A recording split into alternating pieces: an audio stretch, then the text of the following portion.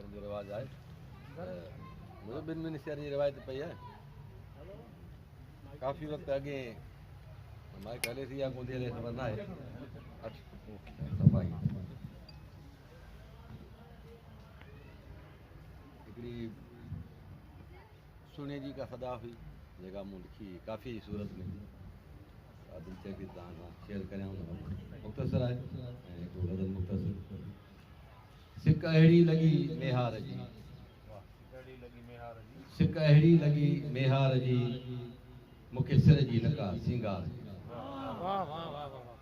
सिक अहिड़ी लॻी मेहार जी मूंखे सिर जी नका सिंगार जी मंझि अहिड़ो मूंखे ओते ॾिनई पई सोचां अला छो थिए मंझि अहिड़ो मूंखे ओते ॾिनई पई सोचां अला छो थिए ॾिनई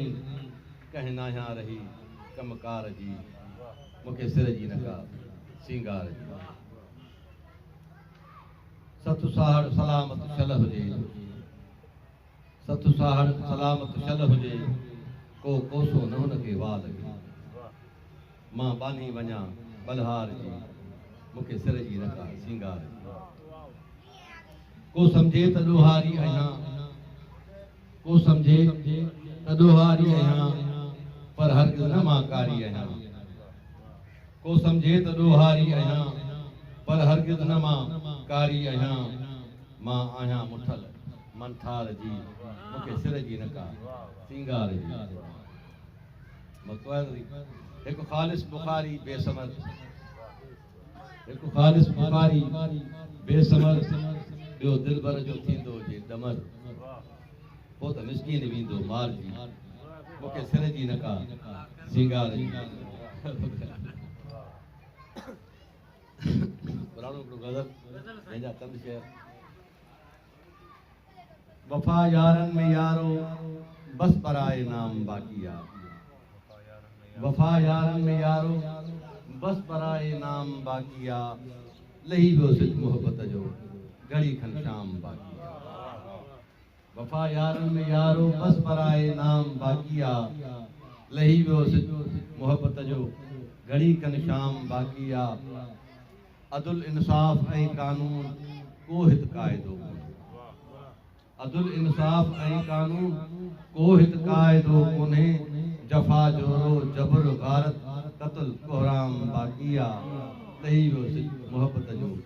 घड़ी खन शाम बाक़ी आहे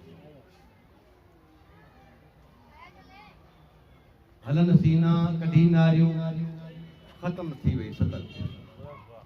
हलन सीना कढी नारियूं ख़त्म थी वई सतर पोशी मुहज़्ज़ब ख़ानदाननि में फहाशी आम बाक़ी आहे लही वियो सिज मोहबत जो घड़ी खन शाम बाक़ी आहे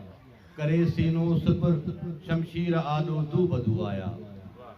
करे सीनो सिपर शमशीर आॾो तू बदू आया मरी विया मर्द मैदान से फरेबो दाम बाक़ी आहे लही वियो सिज मोहबत जो घड़ी खन शाम बाक़ी आहे मुआ महखार मुई मोखी थिया वीरान महखाना मुआ महखार मुई मोखी थिया वीरान महखाना न को साकी न को सागर जफ़ा जो जाम बाक़ी आहे लही वियो सिज मोहबत जो घड़ी खन शाम बाक़ी आहे ऐं ख़ुदा जे नाम ते हाणे लुटाए केरु थो घर खे ख़ुदा जे नाम ते हाणे लुटाए केरु थो घर खे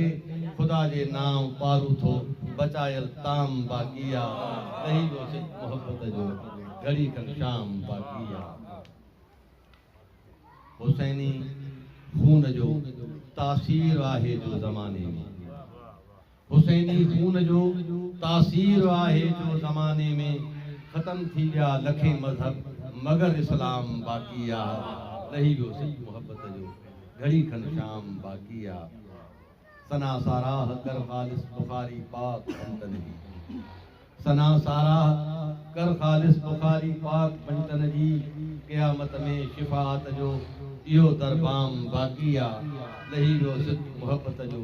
घड़ी खन शाम बाक़ी आहे वफ़ा यारनि में यारो बस पराए नाम बाक़ी आहे। महिरबानी।